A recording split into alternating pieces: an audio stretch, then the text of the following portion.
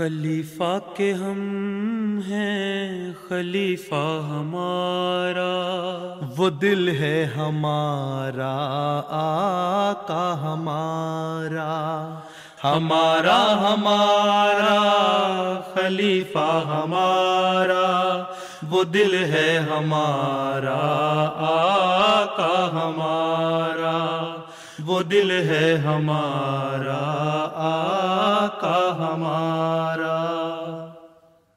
Assalamu alaikum and welcome to This Week with Huzur. We are honored once again to present highlights of two virtual mulaqats with Khuddam from Finland and Nasirat from Germany. In addition, beloved Huzur graciously granted an audience to Dr. Katrina Lantos Sweat, a distinguished human rights advocate from the US. However, we begin with Saturday's mulaqat, where Hazrat Khalifatul Masih, may Allah be his helper, met with Finland's national Khuddam Amla. Last weekend, Khuddam from Finland and Nasirat from Germany were blessed with the opportunity to meet Hazrat Khalifatul Masih V, may Allah be his helper. On Saturday, the national Amla of Majlis Khuddamul Ahmadiyya Finland, gathered at the Finland Jamaat Mission House, were blessed with an official mulaqat, during which they were able to seek Huzur's guidance and prayers on a range of issues. Assalamu alaikum wa rahmatullah. Wa alaikum salam. Huzur, my name is Musa Isuman. Mr. Isuman, are you from Ghana? Yes, please. Acha, what do you do? Yeah, I'm in charge of social services here. You are in charge of? Social services. Social services, khidmat khalq. Yes, sir, please. Mu'tamim khidmat khalq. Yeah, Mutamim Mu'tamim khidmat khalq. Mutamim Khidmat khalq. Now you should know the terminology. Yes. And you should be able to pronounce the terminology. Right? Yes, please. What we use. Yes, please. The title, your title is Mu'tamim khidmat khalq. And you should know Mutamim. Mu'tamim Mutamim. khidmat khalq. Khidmat khalq. Now this is your title. This is your Yes, please. portfolio. Yes. You should remember it. Yes. Acha, acha. So you come from Ghana. Yes, please. Acha, what is your original town? Yeah, I'm from Greater Accra. Acha, Yes, please. you are Akan. Yes, please. From Mando. Okay. Right. So, what is your physical plan? Yeah, inshallah, Huzur, we have a lot of plan here. Here in Finland, as a result of the social service is very high here. So we do very little, but we have a good impact. Yes, of what you should we visit all people's houses. In these countries, these people are deprived people. And when you go to visit them, they become happy. Because their own relatives do not come to visit them. So, and also, you should collect some amount at least every year for installing one hand pump in any of the African countries, right? Yes. If you cannot spend more than that, at least one hand pump in a year should be installed by the Finland Jamaat. So you make a plan for that. السلام علیکم پیارے حضور. السلام. میرا نام ارسلان مظفر ہے اور مجھے بطور محتمم اطفال خدمت کرنے کی توفیق مل رہی ہے. اچھا، یہ خیال رکھیں کہ 15 سال تک اتنی ٹریننگ ہو جائے اطفال کی کہ جب وہ خدام میں جائیں تب بھی اٹیچ رہیں جماعت سے اور مجلس سے. اطفال الحمدیہ کی حد تک تو بڑے اچھے ہوتے ہیں. جب 15 سال کی عمر کو پہنچتے ہیں تو وہ آزادی ملتی ہے تو پھر بالکل ہی بگڑ جاتے ہیں. اصل چیز یہ ہے کہ 15 سال کے بعد سنبھالنا، اور اگر 15 سال تک اچھی طرح سنبھالا جائے تو پھر ہمیشہ اٹیچ رہتے ہیں. اس طرف خاص توجہ کریں. ٹھیک ہے. السلام علیکم پیارے حضور. السلام. میرا سوال یہ ہے، جن خدام سے بار بار رابطہ قائم کرنے کے باوجود بھی رابطہ قائم نہیں ہو رہا، اس حوالے سے ہم کیا کر سکتے ہیں؟ چھوٹا سا ملک ہے، رابطہ قائم کوئی آسٹریلیا تو نہیں ہے ایک کونے سے دوسرے سے رابطہ نہیں قائم ہو رہا. تو کوشش کریں آپ کے رابطے قائم ہونے چاہیے. اس کے مطلب آپ میں سستی ہے. جن سے رابطہ قائم نہیں ہو رہا وہ عاملہ کی سستی ہے. عہدیداروں کی سستی ہے جو رابطہ قائم نہیں کرتے. سمجھ آئی؟ کوئی نظام ایسا بنائیں کہ ہر ایک تک پہنچیں. میں نے کہا تھا نا مبین ربی صاحب کو, اٹھ کے السلام علیکم وعلیکم السلام کہہ کے حال پوچھ لیا کریں, اور کچھ بھی نہ کہیں نا اگر, تو اسی سے رابطے ہو جاتے ہیں. آپ رابطہ کرتے ہیں اس وقت جب آپ نے چندہ لینا ہوتا ہے, جب آپ نے رپورٹ مانگنی ہوتی ہے, جب آپ نے وقار عمل کرانا ہوتا ہے, جب آپ نے کچھ اور اپنا مقصد پورا کرنا ہوتا ہے تو اس وقت رابطہ کر لیتے ہیں. کبھی خیال نہیں آیا کہ چلو ویسے ہی اپنے بھائی کی طبیعت پوچھ لو کیا حال ہے اس کا.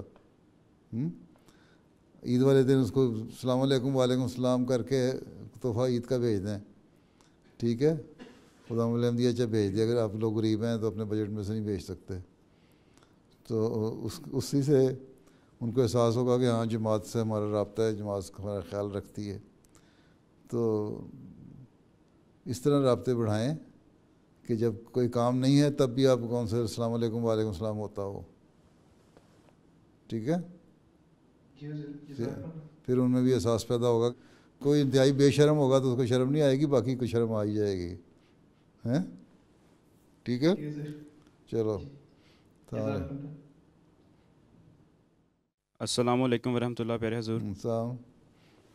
حضور میرا یہ سوال ہے کہ تبلیغی پمفلیٹ جو ہم تقسیم کرتے ہیں ان میں حضور صلی اللہ علیہ وسلم کا اسم مبارک بھی ہوتا ہے, اور اسی طرح حضرت مسیح موعود علیہ الصلوۃ والسلام اور خلفاء کی تصاویر بھی ہوتی ہیں. تو جب ہم پمفلیٹ تقسیم کرتے ہیں تو بعض لوگ ان پمفلیٹس کو یا تو پھاڑ کے پھینک دیتے ہیں یا ڈسٹ بن میں پھینک دیتے ہیں. تو حضور اس سلسلے میں ہم کیا کر سکتے ہیں؟ حضور سے رہنمائی کی درخواست ہے. جہاں بہت ضروری ہے وہاں تصویر شائع کریں, جہاں ضرورت نہیں ہے زیادہ تصویر شائع کرنے کی وہاں ضرورت کوئی نہیں تصویر کی, ٹھیک ہے. اور جو جس کو تقسیم کرتے ہیں اسے پوچھ لیں کہ ہم دے رہے ہیں, تم لو گے, لینا چاہتے ہو, جو لینا چاہتے ہیں ان کو دیں. باقی ٹھیک ہے, تصویریں ضائع تو کرتے ہی ہیں لوگ, یا ڈسٹ بن میں پھینک دیتے ہیں یا ویسے پھاڑ کے سڑک پہ پھینک دیتے ہیں, اوپر لوگ چل رہے ہوتے ہیں. تو ہر ایک کو جو زبردستی دینے کی ضرورت کوئی نہیں کہ یہ ہمارے پمفلیٹ ہے, لینا چاہو گے, جو لینا چاہے اس کو دیں. تو بہرحال ان کو تو کوئی قدر نہیں ہے نا, انہوں نے تو اس طرح کرنا ہی ہے جب تک ان کو سمجھ نہ آئے. تو جہاں انتہائی ضرورت ہے وہاں تصویر شائع کرنی چاہیے, وہاں باقی ضرورت کوئی نہیں شائع کرنے کی. باقی تو تبلیغ کرنے کے لیے یہ چیزیں تو پھر کرنی پڑتی ہیں, کچھ نہ کچھ تو مشکلات ہیں, اور بعض دفعہ جذباتی تکلیف بھی پہنچتی ہے, اس کا سامنا کرنا پڑتا ہے, ٹھیک ہے.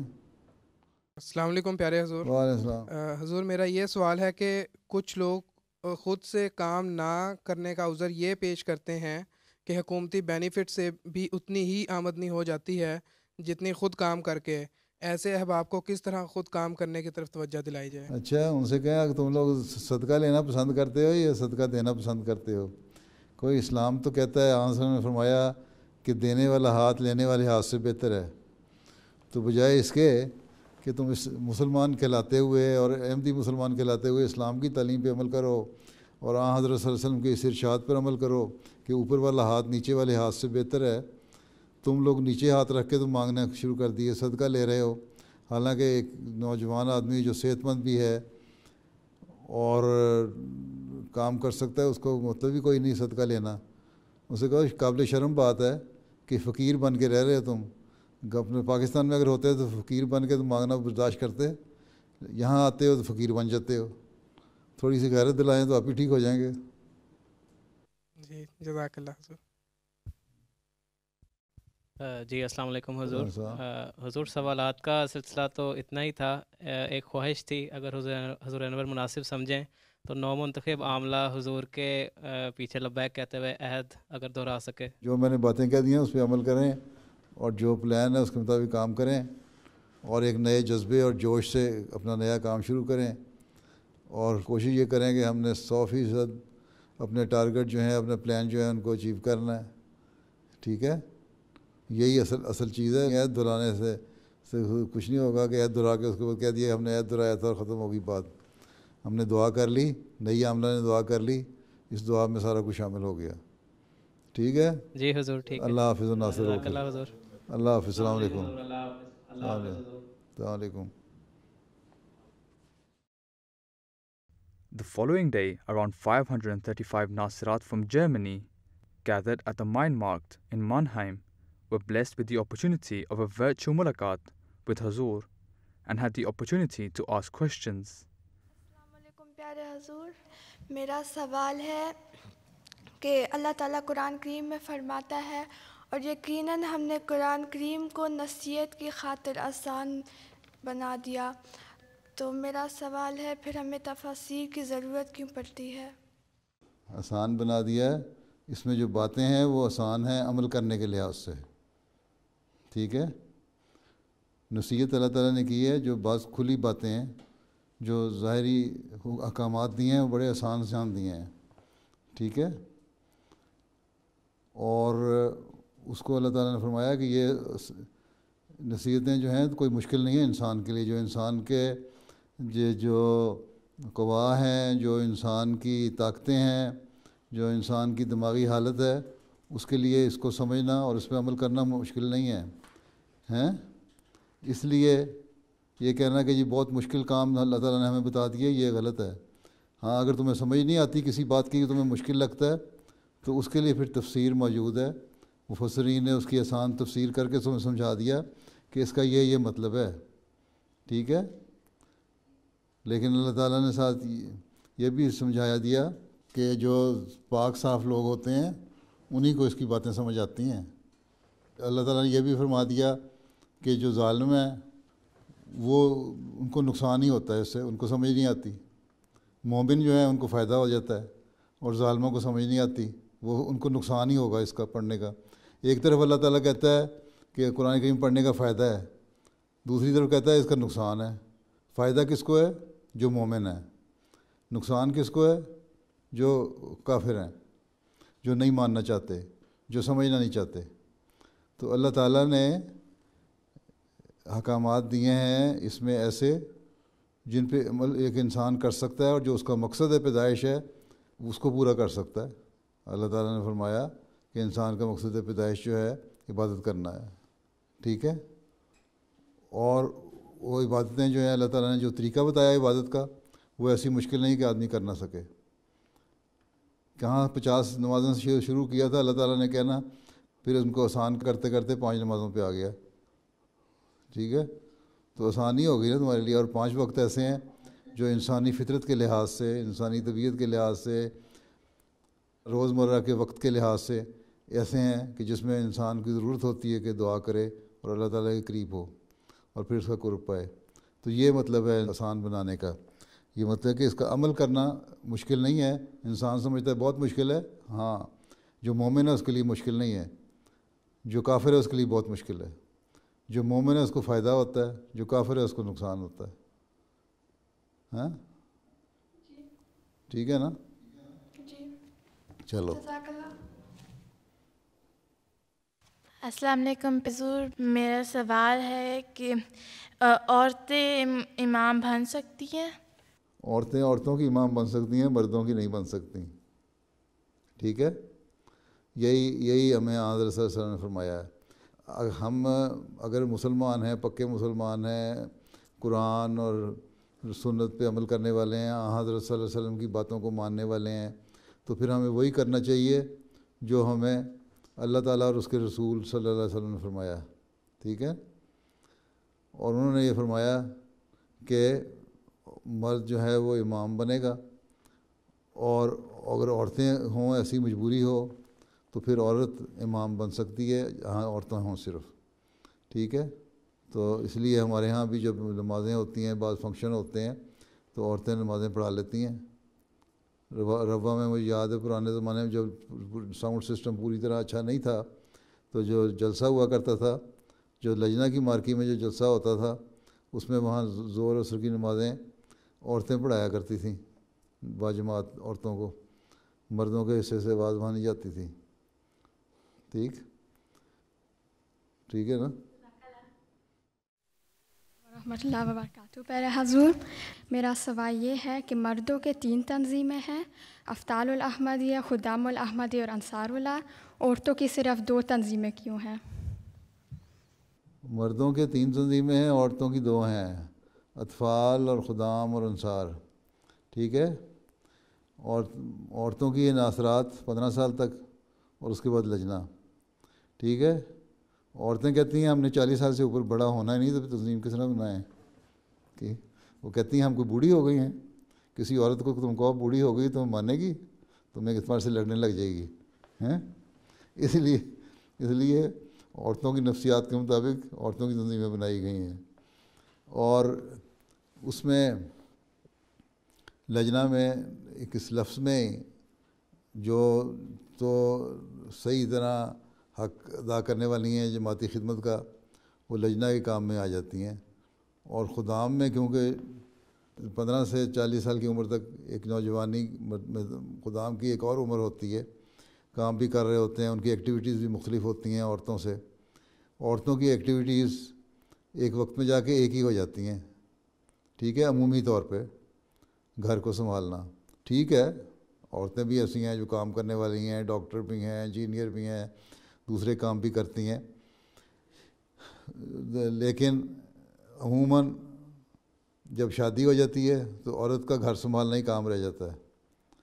وہ عورت چاہے وہ 25 سال کی عورت ہے، 20 سال کی، چاہے وہ 50 سال کی، اس کا ایک ہی کام تقریباً بنتا ہے ملتا جلتا. اس لیے ان کی ایکٹیویٹیز کے لحاظ سے ان کو ایک گروپ شمار کیا گیا ہے.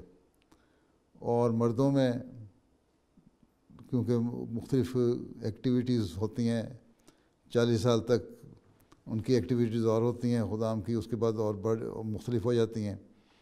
پھر جو سوچ میں فرق ہے، عورت جو ہے وہ میچور ہو جاتی ہے جلدی، اور اس کی سوچ اور بڑی کی سوچ تقریباً ملتی جلتی ہیں. مردوں کی جو سوچ ہے بڑھاپے میں جا کے بالکل علیحدہ ہو جاتی ہے. ایک یہ بھی وجہ ہو سکتی ہے. تو 3 کیٹیگری اس لیے بنائیں کہ مختلف مردوں کو زیادہ کام کرنے کی طرف توجہ دلائی جائے، اور عورتوں سے یہ بھی امید رکھی گئی ہے کہ یہ بھی وجہ بھی ہو سکتی ہے کہ عورتوں سے یہ امید رکھی گئی ہے کہ وہ چاہے 25 سال کی ہو یا 50 سال کی ہو، وہ اسی طرح ایکٹیو ہو کے کام کرے گی. لجنا کا جو کام کرنے والی ہے جس طرح ایک 25 سال والی کر رہی ہے، اور اس لیے فرق نہیں رکھا. تو حضرت مسلم موعود نے جب بنائی تھی تنظیمیں، ایک تو اس لیے بنائی تھیں تاکہ مرد جو ہیں نوجوانوں کا ایک طبقہ علیحدہ رکھا جائے، ان سے زیادہ کام لیا جائے. اور مردوں سے بعض کام ایسے لیے جاتے ہیں جو زیادہ سخت ہوتے ہیں، جو انصار کی عمر میں پہنچ کے انسان نہیں کر سکتا. اس لیے بھی ایک فرق شاید رکھا ہو. عورتوں کی جو کام کی نوعیت ہے وہ ایک طرح کی ہوتی ہے، وہ کر سکتی ہیں، چاہے وہ 25 سال کی ہو، 30 سال کی ہو، 35 سال کی ہو، یا 45 سال کی یا 50 سال کی. تو یہ وجوہات ہو سکتی ہیں. باقی یہ تو اچھی بات ہے کہ تم لوگوں کی عمروں کو پتہ نہیں لگتا، نہیں تو پتہ لگ جائے گا کون اور 40 سال کی ہوگی، پھر پریشان ہوتی رہو گی. ٹھیک ہے. چلو. السلام علیکم حضور. میرا سوال یہ ہے کہ آج کل کے غیر مسلمان نوجوان جو ہیں وہ سوشل میڈیا کے برے اثرات کی وجہ سے خدا اور دین پہ سے بہت دور ہوتے جا رہے ہیں، اور اگر ہم ان کو کچھ سمجھائیں وہ ہماری بات نہیں سنتے. تو میرا سوال ہے کہ ہم ان کو کیسے یقین دلا سکتے ہیں کہ ایک خدا ہے؟ پہلی بات تو یہ ہے کہ پہلے تو اپنوں کو بھی سنبھالو ہیں، کہ ہمارے اپنے لوگ بچے بچیاں جو ہیں نا وہ ان کے انفلوئنس میں نہ آ جائیں، ان کے اثر کے تحت نہ آ جائیں. ٹھیک ہے. پہلے ہمارا کام ہے اپنوں کو سنبھالنا، ان کو بتانا اچھی طرح کہ خدا ہے ہیں، اور اس کے لیے خدا کے ثبوت کے طور پہ واقعات پیش کرنا ہیں، اپنی کہانیاں سنانا، واقعات بیان کرنا، یہ بڑوں کا بھی کام ہے. اپنی دعاؤں کی قبولیت کی باتیں بتانا، یہ بھی کام ہے. اچھی کوئی خواب دیکھے اور پوری ہو جائے تو وہ بھی بتانا کہ اچھا اس طرح خدا ہے. باقی یہ لوگ جو ہیں سوشل میڈیا پہ جا کے اللہ تعالیٰ کے خلاف باتیں کرتے ہیں، یا ایسی باتیں کرتے ہیں جو مذہب سے دور لے جانے والی ہیں، مذہب سے دور لے جانے والی ہیں، اللہ تعالیٰ سے دور لے جانے والی ہیں. تو یہ شیطانی چالیں ہیں. شیطان نے کہا تھا جب آدم پیدا ہوا تھا اس وقت ہی کہا تھا نا کہ میں ان کو بگاڑنے کی کوشش کرتا رہوں گا. ہر زمانے میں شیطان نے اپنا اپنا طریقہ اختیار کیا ہے. اس زمانے میں شیطان نے سوشل میڈیا کو بھی اختیار کر لیا. اب سوشل میڈیا جو ہے نیک کاموں کے لیے بھی استعمال ہو سکتا ہے اور برے کاموں کے لیے بھی. ٹھیک ہے. اب سوشل میڈیا پہ ہی تم اچھی باتیں ڈال کے تو لوگوں کو نیکی کی طرف بھی لے کے آ سکتی ہو. اور لیکن آج کل سوشل میڈیا پہ زیادہ تر ایسی باتیں ڈالی جاتی ہیں جو اخلاق کو خراب کرنے والی ہیں, جو مذہب سے دور لے جانے والی ہیں, جو اللہ تعالیٰ سے دور لے جانے والی ہیں. تو اس کے جواب میں تم لوگوں کو چاہیے جب ایسی باتیں دیکھو تو جو پڑھی لکھی اور علم والی لڑکیاں ہوں وہ بتاؤ کہ سوشل میڈیا میں اللہ تعالیٰ کے مطلب یہ آیا لیکن اس کا جواب یہ ہے. مذہب کے بارے میں تم نے یہ لکھا ہے تو اس کا جواب یہ. اپنی ایک ٹیم بناؤ نوجوان لڑکیوں کی, وہ سوشل میڈیا پہ جواب دیں. اگر تمہارے سے بڑھ کے سوال ہے تو پھر لجنہ کو چاہیے کہ لجنہ ایک ٹیم بنائے اور ان کے جواب دیں. اور خدام الاحمدیہ اور اسی طرح جماعت کی باقی تنظیمیں لوگ بھی اس کے جواب دیں سوشل میڈیا پہ ہی. اسی جگہ جہاں سوشل میڈیا پہ یہ آتا ہے وہیں کمنٹس کا بھی کالم ہوتا ہے ایک, ٹھیک ہے نا. اس کمنٹ میں تم اپنے باتیں لکھ سکتی ہو تاکہ ان کو بتاؤ کہ تم جو کہہ رہے ہو غلط ہے, خدا یہ ہے, مذہب یہ ہے. اور اس کے بعد اس کی وجہ سے بعض لوگ جو فوری طور پہ زیر اثر آ سکتے ہیں, ان کو جب جواب مل جائے گا نا کہ نہیں تم غلط کہہ رہے ہو, اصل جو بات یہ ہے, تو پھر وہ بھی سوچیں گے. انسان کو اللہ تعالیٰ نے عقل دی ہے, تم لوگوں کو اللہ تعالیٰ نے عقل دی ہے. جب تمہارے پاس اس سوال کا جواب ہوگا, جو غلط راستے پر تمہیں لے جایا جا رہا ہے اس کو صحیح راستے پر ڈالنے کے لیے تمہارے پاس حل ہوگا اس کا ہیں, تو پھر لوگ پھر اس کو بھی دیکھیں گے, پھر کوشش کریں گے کہ ہم اس کو بھی دیکھیں. باقی یہی شیطان نے کہا تھا کہ میں بگاڑ پیدا کروں گا, اور آج کل شیطان سوشل میڈیا کے ذریعے سے بگاڑ پیدا کرنے کی کوشش کر رہا ہے. اور اس کا طریقہ یہی ہے کہ ہم زیادہ سے زیادہ اللہ تعالیٰ کی طرف جھکیں جو احمدی ہیں, تاکہ صحیح مسلمان ہونے کا حق ادا کر سکیں. اور جو دوسرے ہیں ان کو بچانے کے لیے سوشل میڈیا پہ اس کا جواب دو تاکہ ان کے جو غلط باتیں ہیں ان کا رد ہو جائے, ان کو جواب مل جائے. ٹھیک ہے, ٹھیک ہے. جزاک اللہ. میرا سوال ہے کہ اگر اسکول میں بہت زیادہ ریسزم کا سامنا کرنا پڑے اور کوئی بات نہ کرے, یہاں تک کہ گروپ پروجیکٹس میں بھی ساتھ کام نہ کرنا چاہے, وہ اگر تمہارے ساتھ وہ جو جرمن ہے وہ بات بھی نہ کرنا چاہیں, ہاں, پھر تو ایسی صورت میں ہمارا رویہ ان کے ساتھ کیسا ہونا چاہیے؟ بات یہ ہے کہ ایسی صورت میں ایک تو تم ریسزم میں اگر ہے تو جو اسکول کی ایڈمنسٹریشن ہے اس کو کہو کہ یہ ریسزم ہے, اس کو ختم کرنا چاہیے. ٹھیک ہے. دوسرے ساری تو نہیں ریسزم ہوتی نا, چند ایک ہی ہوتی ہیں, 2-4 ہیں جو باقی اچھی لڑکیاں ہیں یا اچھے اسٹوڈنٹ ہیں, ان سے تم رابطہ رکھ سکتی ہو. ٹھیک ہے, ان سے کہو یہ دیکھو ہم تو جرمنی میں آئے, ہم جرمن زبان بول رہے ہیں, ہم جرمن قوم کے ملک کے وفادار بھی ہیں, ہمیں یہی مذہب نے ہمیں سکھایا ہے, اور ہم تمہاری خاطر کام بھی کر رہے ہیں. اب میں پڑھائی اسکول میں کر رہی ہوں تو اس لیے کر رہی ہوں تاکہ میں بڑی ہو کے کوئی اچھا کام کر سکوں اور ملک کے کام آ سکوں, ڈاکٹر بنوں یا انجینئر بنوں یا فلاں بنوں. اور ہماری بہت ساری لڑکیاں بنی ہوئی ہیں. تو اس قسم کے اگر ریسزم ہو تو پھر تو لڑائیاں ہی ہوتی رہیں گی, اس لیے ہمیں نہیں کرنی چاہیے. اور کہنا اسلام ہمیں یہی سکھاتا ہے کہ ریسزم تو کوئی چیز نہیں ہے. تو جب ہم وفادار ہیں ملک کے تو ہمارے سے یہ کیوں سلوک ہوتا ہے؟ ان جو اچھی لڑکیاں ہیں اپنے جو ریسزم کی قائل نہیں ہیں ان کو اپنا دوست بناؤ اور ان سے ایسی باتیں کرو تو وہ خود ہی ریسزم کرنے والوں کو جواب دیتے رہیں گے. بہت جگہ ایسا جرمنی میں بھی ہو رہا ہے اور ملکوں میں بھی ہوتا ہے کہ بہت سارے ان کے اپنے لوکل لوگ جو ہیں وہی ہمارے دوسری قوموں کے لوگوں کے جو ایشین آباد ہیں وہاں ساتھ دیتے ہیں. وہ کہتے ہیں جو ہمارے لوگ کر رہے ہیں غلط کر رہے ہیں, اور پھر تمہاری طرف سے ہو کے وہ ان کو جواب دیتے ہیں. تو اپنے جو دوسری اچھی لڑکیاں اور اچھے اسٹوڈنٹ ہیں ان کو دوست بناؤ, وہ خود ہی ان ریسزم کرنے والوں کو جواب دے دیں گی. لیکن خود تمہیں ان کے ساتھ انٹیگریٹ ہونا پڑے گا, جواب دینا پڑے گا, ان کے ساتھ مل جل کے بیٹھنا پڑے گا. ان کی اچھی باتیں اختیار کرو اور اپنی اچھی باتیں ان کو سکھاؤ. ٹھیک ہے, جی, جزاک اللہ. جی میرا سوال یہ ہے کہ یہاں جرمنی میں اکثر اسکول اور اساتذہ کی طرف سے کلاس ٹرپس کا انتظام کیا جاتا ہے جن میں پڑھائی کا حصہ بھی شامل کیا جاتا ہے. ایسے طلباء و طالبات جو حصہ نہیں لیتی ان کے نام اسکول کے ادارے میں دیے جاتے ہیں اور غیر حاضر رہنے کی وجہ سے اسکول کے نمبروں پر بھی اثر پڑتا ہے. ایسی صورت میں ہمیں کیا کرنا چاہیے پیارے حضور؟ ایک تو یہ ہے کہ ایک تو تفریحی ٹرپس ہوتے ہیں، ٹھیک ہے، وہ تو اس پہ تو بالکل نہیں جانا چاہیے، ٹھیک ہے. میرے نزدیک وہ صرف فن کے لیے ہوتے ہیں اور وہاں فن میں بےہودگیاں بھی ہوتی ہیں ان لوگوں میں، ان ملکوں میں، ٹھیک ہے. دوسرے ٹرپس ہوتے ہیں جو بعض ٹرپس ایسے ہوتے ہیں جس میں تمہاری پڑھائی سے تعلق رکھنے والی چیزیں ہوتے ہیں، ریسرچ کے لیے ہیں جاتے ہو، مثلا بایولوجی کا سائنس پڑھا رہے ہیں تو اس میں ٹرپ ہے، بعض میں زو میں لے کے جاتے ہیں یا وائلڈ لائف دکھانے کے لیے جنگل میں لے کے جاتے ہیں یا وہاں رکھتے ہیں، تو وہ تو اس کے لیے اگر جانا پڑے تو جانا چاہیے. وہ کوئی دو راتوں کے 3 راتوں کے ٹرپ تو نہیں ہوتے، عموماً 1 آدھ رات کا ہی ہوتا ہے.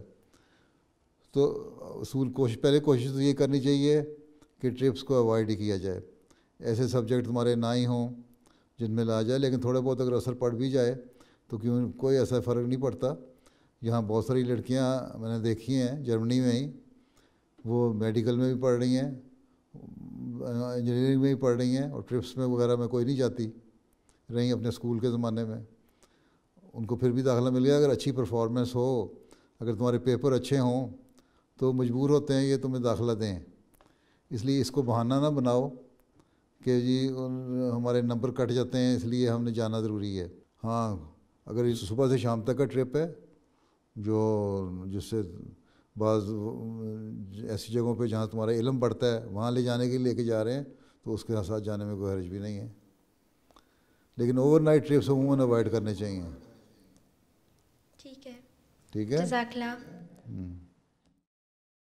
اچھا صدر صاحبہ وقت ختم ہو گیا آپ کا اب، ٹھیک ہے. جزاک اللہ پیارے حضور. ناصرات بیٹھی ہیں، لجنا بھی بیٹھی ہے یہاں؟ نہیں، یہ میارے اول کی بچی ہیں، 535 بچیاں بیٹھی ہیں. 535 بچھائی ہوئی ہیں ماشاءاللہ. اچھا بڑی تعداد کٹھی کی ہے. اچھا اللہ حافظ و ناصر ہو. السلام علیکم. السلام علیکم. Later in the week, on Wednesday, Dr. Katrina Lantos-Swett, a distinguished human rights advocate from the United States and former chair of the U.S. Commission on International Religious Freedom, had the chance to meet Huzur and to visit the Mubarak Mosque. I hope that you will like it. It has my father's portrait on it, and then on the back it has your name, and it has the quote for which my father is most famous, which is, yes, and what he said was, the veneer of civilization is paper thin. We are its guardians, and we can never rest. And it's sort of the motto by which we live at the foundation, and in fact, a few months ago, President Biden quoted it, and it's become quite a famous saying. But he was a great man. I'm so proud of him. I feel very proud every day to try and carry on his legacy. So we wanted to bring that to you as a very small. Thank you very much. It's a very small token of the great respect that we have for you. Well, we are grateful to you.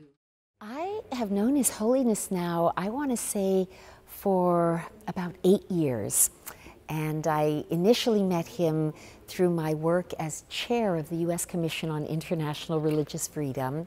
And we have had the opportunity to meet and speak with one another both in Washington, D.C., in Northern Virginia, here in London. And I have found it to be a tremendous privilege, a great uplifting experience. I have been very blessed to be able to spend time in the presence of such a great spiritual leader. The visit here to Islamabad has been fantastic. I am so impressed by this beautiful community that's been built. His Holiness was so gracious, so very generous with his time. We had a chance to talk about very important issues, the work that the Lantos Foundation is trying to do on behalf of the Ahmadi community, and sort of really standing shoulder to shoulder in working towards justice and the respect for the fundamental human rights and religious freedom rights of the Ahmadi community. But I also have to say that the wonderful work he does focusing on connecting with and inspiring the young people in the Ahmadi community, speaking to them a couple of times a week and just giving them that chance to see their leader, to learn from him, and as he put it, to ask him really any question they want to. He doesn't seem at all intimidated to take on any questions they might throw at him, and I think that's also a reflection of both his intelligence and his knowledge, but also his wisdom and his faith. It was also just wonderful to see how indefatigable, how tireless he is in serving the community. And so the experience of this wonderful evening spent together will live with me for a long time. Well, I would just like to add something I've said many times before, which is I am profoundly moved and inspired by the members of the Ahmadi community that it's been my privilege to meet and to know. You can see the influence of His Holiness in the lives of His people. You can see the striving to live lives of virtue and of integrity and of faithfulness to God, but also service to humanity and service to the community. And I really do consider the Ahmadi community to be a blessing to the world. They set such a powerful example for all of us to follow with the kind of lives they lead. And that admiration that I've had for many years now has only been deepened by this beautiful visit here in Islamabad. So I thank His Holiness, his lovely wife, and really all the community for welcoming me and my colleagues here today. Those were highlights from just some of beloved Hazur's activities from the last week. We now end with our final segment, the Friday Sermon Summary. In today's Friday sermon, Hazur Anwar, may Allah be his helper, continued his series of sermons on the companions of the Holy Prophet ﷺ. Hazur narrated an inspirational incident of Hazrat Umar Raziyallahu anhu on how he settled the marriage of his son Asim. औलाद का रिश्ता देखने के लिए लोग क्या मयार रखते हैं, आजकल भी हम देखते हैं बड़े बड़े ऊंचे मयार होते हैं। हज़रत उमर का क्या मयार था, इस बारे में एक रिवायत है। हज़रत असलम से मरवी है, जो हज़रत उमर के आज़ाद करदा थे, कि बाद रातों में से एक रात में मैंने अमीरुल मोमिनीन के साथ मदीने की अतराफ़ में फिर रहा था। आपने एक घड़ी के लिए यानी कुछ वक्त के लिए इस्तराहत की गरज से एक दीवार की जानब सहारा लिया। आपने सुना कि एक बुढ़िया घर की दीवार थी, उसके सारे बैठ गए। तो घर के अंदर बुढ़िया अपनी बेटी से कह रही थी कि उठ और दूध में पानी मिला दे। लड़की ने कहा, आपने नहीं जानती कि अमीरुल मोमिनीन के मुनादी ने यह ऐलान कर दिया है कि दूध में पानी ना मिलाया जाए। माँ ने कहा, ना इस वक्त अमीरुल मोमिनीन मौजूद है और ना उसका मुनादी। लड़की ने कहा कि खुदा की कसम, ये बात तो हमारे लिए मुनासिब नहीं है कि सामने तो हम उनकी इताअत करें और खलवत में नाफरमानी करने लगें। हज़रत उमर ये सुनकर बहुत खुश हुए और फरमाया, ए असलम, अपने साथी से फरमाया कि इस मकान पर निशान लगा दो, इसके दरवाज़े पे एक निशान लगा दो। दूसरे दिन आपने किसी को भेजा और उस लड़की का रिश्ता अपने बेटे आसिम से कर दिया। उसकी इसी सच्चाई पर नेकी को देखते हुए अपने बेटे का रिश्ता उस लड़की से कर दिया। उससे आसिम की एक लड़की पैदा हुई।